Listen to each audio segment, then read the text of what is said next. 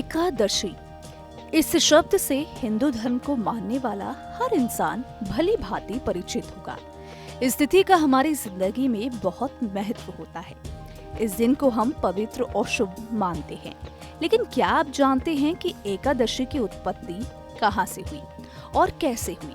अगर नहीं तो हम आपको इस वीडियो में बताएंगे कि एकादशी का इतना महत्व क्यों है और क्या है इनके जन्म की कहानी। धर्म के जानकारों के मुताबिक मार्गशीर्ष मास के कृष्ण पक्ष को एकादशी की उत्पत्ति हुई थी। यही वो खास तिथि है जब एकादशी का जन्म हुआ था। लेकिन यहाँ सवाल ये उठता है कि इस दिन एकादशी का जन्म तो हुआ, लेकिन कैसे हुआ? क्या है एकादशी के जन्म की कहानी? दरअसल ये कहानी है सतयुग की, जब मुर नाम का एक दैत्य हुआ करता था जो बहुत ताकतवर था। उसने इंद्र, वसु, वायु, अग्नि इन सभी देवताओं को पराजित कर दिया। इसके बाद इंद्र सहित सभी देवता भयभीत होकर भगवान शिव के पास पहुँचे।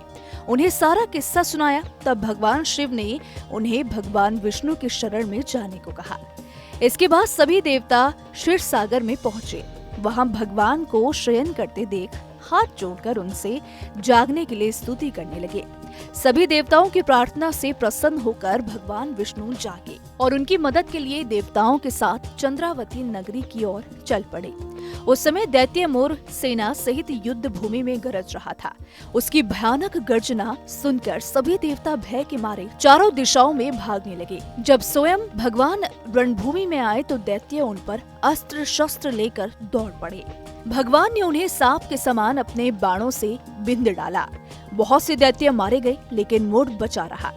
वो भगवान के साथ युद्ध करता रहा। भगवान जो भी त्रिशूल बाण चलाते वो उसके लिए फूल बन जाता था। उसका शरीर छिन्न भिन्न हो गया, लेकिन वो लगातार युद्ध करता रहा।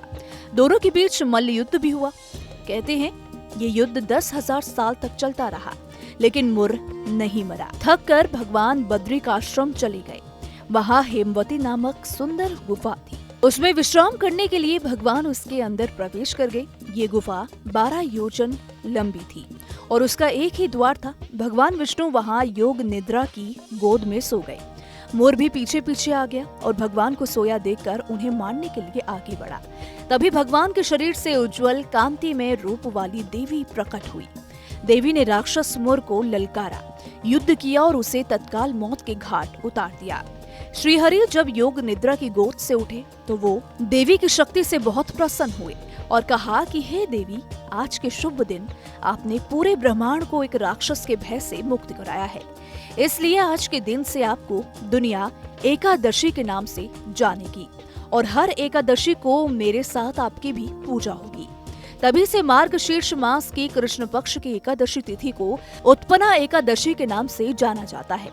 और इस एकादशी के दिन जो कोई व्रत रखकर भगवान विष्णु के संग एकादशी देवी की पूजा करता है, उसके कई जन्मों के पाप कट जाते हैं और व्यक्ति उत्तम लोक में स्थान पाने का अधिकारी बन जाता है। ये तो थी उत्पन्ना एकादशी के जन्म की कहानी। अब हम आपको बताते हैं कि उत्पन्ना एकादशी की पूजा का शुभ मुहूर्त क्या है। मार्गशीर्ष माह की एकादशी तिथि 8 दिसंबर को सुबह 5:06 पर शुरू हो रही है। साथ ही इसका समापन 9 दिसंबर सुबह 6:31 पर होगा। ऐसे में उदय तिथि के अनुसार उत्पन्ना एकादशी का व्रत 8 दिसंबर को रखा जाएगा। वही वैष्णव संप्रदाय के लोग ये व्रत 9 दिसंबर को रखेंगे। इस पवित्र दिन आप गाय के दूध में केसर मिलाकर भगवान विष्णु का अभिषेक करें या फिर दक्षिणावर्ती शंख में गंगा जल भरकर भगवान विष्णु और माता लक्ष्मी का अभिषेक करें तो भगवान विष्णु की विशेष कृपा प्राप्त होती है। अब आपको बताते हैं इस खास दिन पर कैसे करें पूजा पाठ। उत्पन्ना एकादशी के दिन सुबह जल्दी उठकर स्नान आदि करने के बाद हाथ में जल लेकर व्रत का संकल्प लें। एकादशी व्रत के दिन भगवान विष्णु का पूजन किया जाता है। इसके लिए सबसे पहले भगवान विष्णु का गंगा जल से अभिषेक करें और फिर पुष्प और तुलसी अर्पित करें। भगवान विष्णु के साथ ही माता लक्ष्मी का भी पूजन किया जाता है। पूजा के बाद भगवान को मीठे भोग लगाएं और भोग में तुलसी को जरूर शामिल करें, लेकिन ध्यान रखें कि एकादशी के दिन तुलसी नहीं तोड़नी चाहिए। इसलिए एक दिन पहले तुलसी के पत्ते तोड़कर रख लें।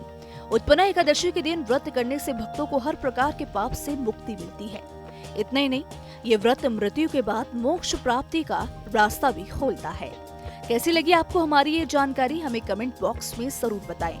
बाकी धर्म कर्म से जुड़ी तमाम जानकारियों के लिए सब्सक्राइब कीजिए हमारा डिजिटल चैनल और देखते रहिए न्यूज़ नेशन स्तुति।